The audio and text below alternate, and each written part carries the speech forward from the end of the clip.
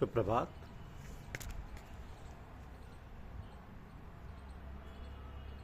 दिव्य साक्षात्कार का शुभारंभ है ब्रह्म।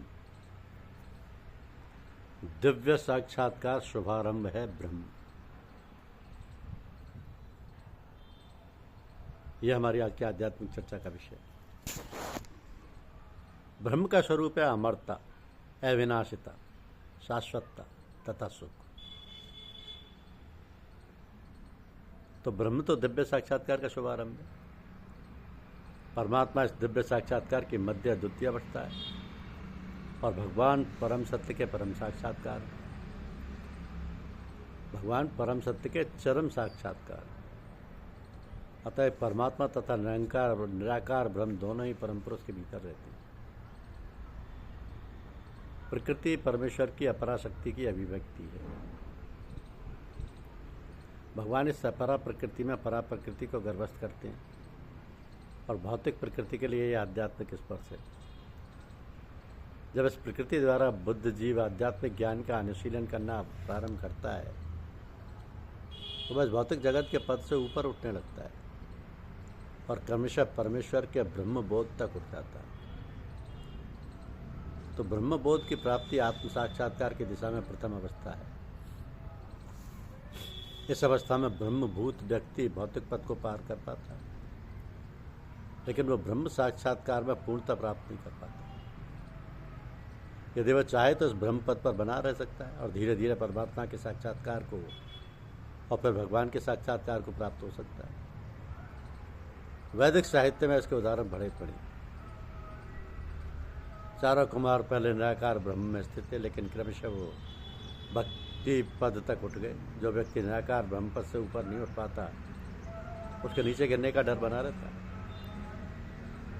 भले ही कोई निराकार ब्रह्म की अवस्था को प्राप्त कर ले, किंतु इससे ऊपर उठे बिना तथा परम पुरुष के विषय में सूचना प्राप्त किए बिना उसकी बुद्धि विमल नहीं हो पाती। अतः ब्रह्म पद तक उठ जाने के बाद भी यदि भगवान की भक्ति नहीं की जाती तो नीचे गिरने का भय बना रहता है। वैदिक भाषा में यह भी कहा गया है कि रस के आगार भगवान श्री कृष्ण को जान लेने पर भी मनुष्य वास्तव में दिव्य आनंद में हो जाता है। भगवान श्री कृष्ण को जान लेने पर मनुष्य वास्तव में दिव्य आनंद में हो जाता है। परमेश्वर 6 ऐश्वर्यों से पूर्ण है और जब भक्ति निकट पहुंचता है भक्त तो उन 6 ऐश्वर्यों का आदान प्रदान होता है। राजा का सेवक लगभग राजा के ही समान पद का भोग करता है। इस प्रकार के शाश्वत सुख, अविनाशी सुख तथा शाश्वत जीवन भक्ति के साथ साथ चलते हैं। अतः भक्ति में ब्रह्म साक्षात्कार या शाश्वतता या अमरता सम्मिलित रहते हैं। भक्ति में प्रवृत्त व्यक्ति में ये पहले से ही प्राप्त रहती है। जीव यद्यपि स्वभाव से ब्रह्म होता है, लेकिन उसमें भौतिक जगत पर प्रवृत्ति जताने की इच्छा रहती है, जिसके कारण वो नीचे गिरता है। तो अपनी स्वाभाविक स्थिति में जीव 3 गुणों से परे होता है, लेकिन प्रकृति के संसर्ग से वह अपने 3 गुणों सतो, रज तथा तमोगुण में बांध लेता है। इन्हीं 3 गुणों के संसर्ग के कारण उसमें भौतिक जगत पर प्रवृत्ति जताने की इच्छा होती है। पूर्ण कृष्ण भावनामृत में भक्ति में प्रवृत्त होने की पर वह बचती है, वह तुरंत दिव्य पद को प्राप्त होता है और उसमें प्रकृति को वश में करने की जो अवैध इच्छा है वह दूर हो जाती है। अतः भक्तों की संगति करके भक्त के 9 विधियों श्रवण, कीर्तन, स्मरण आदि का अभ्यास करना चाहिए। धीरे धीरे ऐसी संगति से तथा गुरु के प्रभाव से मनुष्य की प्रभुता जताने वाली इच्छा समाप्त हो जाएगी और वह भगवान की दिव्य प्रेमा भक्ति में दृढ़तापूर्वक स्थित हो सकेगा। इस विधि की संस्ति भगवान की भक्ति अति सरल है। मनुष्य को चाहिए कि भगवान की सेवा में लगे, श्री विग्रह को सूंघे, भगवान के लीला स्थलों का दर्शन करे, भगवान के विभिन्न कार्यकलापों पर उनके भक्तों के साथ प्रेम विनिमय के बारे में पढ़े और भगवान का कीर्तन करे।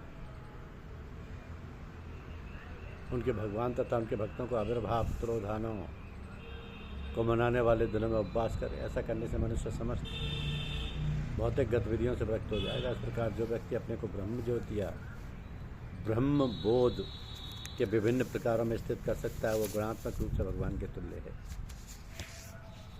वो गुणात्मक रूप से भगवान के तुल्य है। शरीर में 9 द्वार हैं, 2 आंखें, 2 कान, 2 नथने, मुंह, गुदा तथा उपस्थ। जब प्रत्येक द्वार सत्य के लक्षण से दीपित हो जाए तो समझना चाहिए कि उसमें सत्वगुण विकसित हो चुका है और सही ढंग से उन वस्तुओं का स्वाद मिलता है। मनुष्य का अंत तथा बाह्य शुद्ध हो जाता है।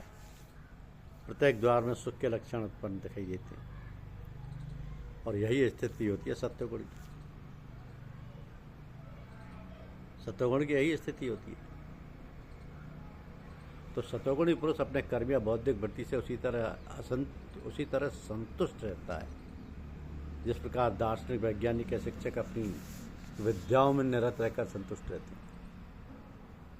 रजोगुणी व्यक्ति सकाम कर्म में लग सकता है। वह यथासंभव धन प्राप्त करके उसे उत्तम कार्यों में व्यय कर सकता है। कभी कभी वह अस्पताल खोलता है और धर्मार्थ संस्थाओं को दान देता है। यह लक्षण है रजोगुणी व्यक्ति। लेकिन तमोगुण तो ज्ञान को ढक लेता है। तमोगुण में रहकर मनुष्य जो भी करता है वह ना तो उसके लिए न किसी अन्य के लिए हितकर होता है। तो जब रजोगुण प्रधान होता है तो सतो तथा तमोगुण परास्त रहते हैं। जब सतोगुण प्रधान रहता है तो रजो तथा तमोगुण परास्त हो जाते हैं। जब तमोगुण प्रधान होता है तो रजो तथा सतोगुण परास्त हो जाते हैं। ये प्रतियोगिता निरंतर चलती रहती है। जो कृष्ण भावनामृत में वास्तव में उन्नति करने के इच्छुक हैं उसे तीनों गुणों को लागना पड़ता है, क्योंकि प्रकृति के किसी एक गुण की प्रधानता मनुष्य के आचरण में, उसके कार्यकलापों में, उसके खान पान आदि में प्रकट होती रहती है। इस प्रकार रजोगुण विकसित करके तमो तथा सतोगुणों को परास्त कर सकते हैं। कोई चाहे तो तमोगुण को विकसित करके रजो तथा सतोगुणों को परास्त कर सकते हैं। यद्यपि प्रकृति के 3 गुण होते हैं, किंतु यदि कोई संकल्प कर ले तो उसे सत्वगुण का आशीर्वाद तो मिल ही सकता है और वैसे लांघकर शुद्ध सत्वगुण में स्थित हो सकता है, जिसे वासुदेव अवस्था कहते हैं, जिसमें वह ईश्वर के विज्ञान को समझ सकता है। विशिष्ट कार्यों को देखकर ही समझा जा सकता है कि कौन व्यक्ति किस गुण में स्थित है। धन्यवाद। यूट्यूब चैनल को लाइक और सब्सक्राइब अवश्य कीजिए। शुक्रिया।